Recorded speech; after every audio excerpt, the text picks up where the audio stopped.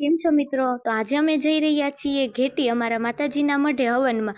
તો અહીંયાથી પાલીતાણાના ડુંગરનો નજારો ખૂબ જ સરસ લાગી રહ્યો છે.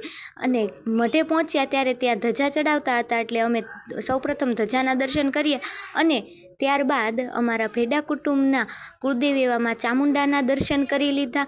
ચામુંડામાના દર્શન કરીને અહીંયા તેમની સાથે જ બિરાજિત એવા અમારા ગાત્રાળ માતાજીના પણ દર્શન કરી લીધા.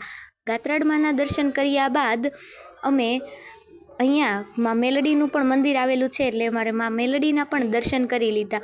માતાજીના દર્શન કર્યા બાદ અમે હવનના પણ દર્શન કરવા માટે જઈ રહ્યા હતા. હવન શરૂ થવામાં થોડીક વાર હતી, એટલે ત્યાં બધા દેવી દેવતાઓની સ્થાપના કરી હતી, તો ત્યાં પણ અમે દર્શન કરી લીધા. અહીંયા ચામુંડામાં ભૈરવ દાદા ઘણા બધા દેવી દેવતાઓની હવનમાં આગમન માટેની સ્થાપના કરી હતી. તો હવન હવે શરૂ થઈ ગયો, એટલે અમે તેના દર્શન પણ કરી લીધા.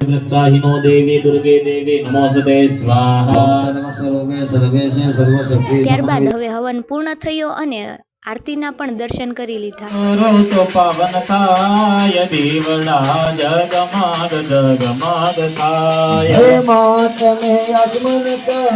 તો હવે હવન પૂર્ણ થઈ ગયો છે, એટલે અમે હવે નીકળી ગયા છીએ અમારા ઘર બાજુ. તો હવે મળશું નેક્સ્ટ વ્લોગમાં. જય માતાજી.